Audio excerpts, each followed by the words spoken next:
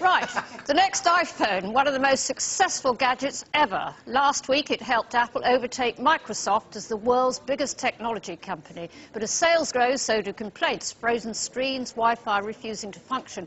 Often when owners take their phone to Apple, it refuses to pay for repairs, claiming the phones have been water damaged and so aren't covered by warranty. But we've looked into some of these cases and we think it's time Apple took another look too.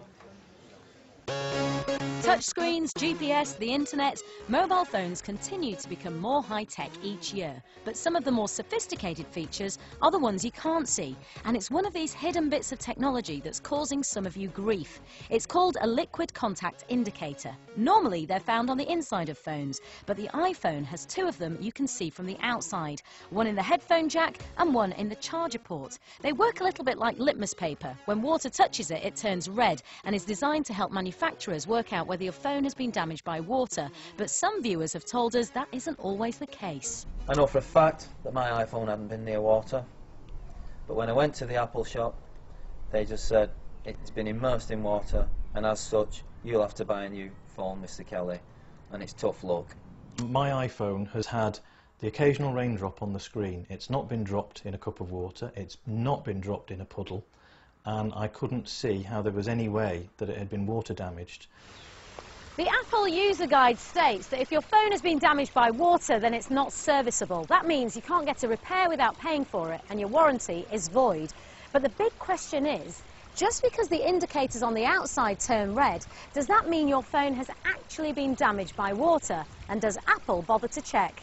Atif Rafiq's phone developed problems in April. The Wi-Fi and Bluetooth both stopped working, but Apple's Manchester store told him he had one red tab at the bottom of his phone, the result, they said, of water damage. I've never been close to any sort of water. It's not waterproof anyway, so you wouldn't take it swimming with you, or you wouldn't take it into the shower with you, so I've not done that. It was the same story when he called Apple customer service. They were adamant if the tab had turned red, there was evidence of liquid damage. The result, his warranty was void. I'm no engineer, so I can't be sure if his phone has been damaged by water. That's why I've drafted in a team of tech heads to do the fiddly bit for me. Before we opened Atif's phone, we noticed that there was a red tab on the outside.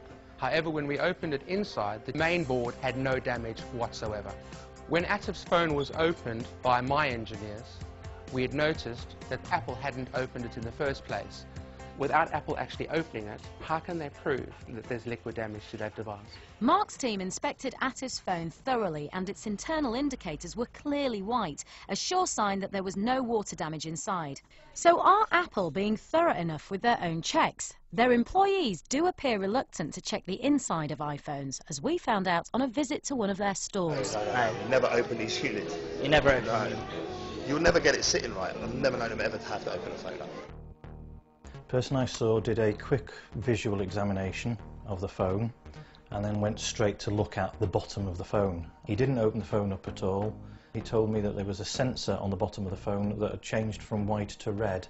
That indicated water damage, and that water damage was not covered by the Apple warranty. He didn't take anything apart. He gave me the handset back and said because the one red tab was red, the warranty was invalidated. So what is turning these outside indicators red? Are they too sensitive? Some customers in the USA think they are. They've just filed a lawsuit against Apple. They say the company has blamed moisture, even sweat, for turning the tab red. Who doesn't sweat every now and then? Or if you prefer, glow. When I leave the gym, I'm glowing like a pig. But what I want to know is this: how much water does it actually take to trip one of these sensors? A drop? A cup? A flood? We made a number of calls to Apple, posing as a customer with one red sensor. They listed several reasons why sensors could be triggered without actually dropping the phone in a puddle or the loo. These included having it near a shower and using it in that old British friend, the rain. Now, it does mention not to use it near those in the user guide, but we were also told not to have it in a moist area, such as a wet hand. And my personal favourite, it could even be condensation. Better not breathe on it then. So if a mere drop of rain, condensation or sweat can make your outside indicators go red, how many iPhone owners are walking around with voided warranties and not realising? We checked 15 iPhones at random and 3 had red tabs. The owners had no idea. That sucks. Sorry. Never got any water in it, not at all. I'm 100% sure about that.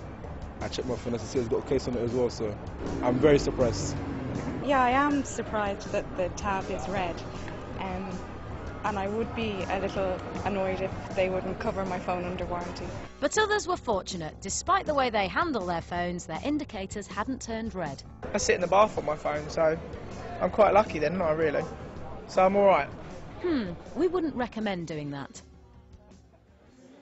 And one more thing we wouldn't recommend, that's opening up your iPhone yourself. When we did it, we made sure we used expert engineers. As for Apple, they told us that when customers take their phones to an Apple retail store, the warranty will only be void due to liquid damage if all red tab indicators have been triggered. We asked them if that included indicators inside the phone, but they've yet to respond.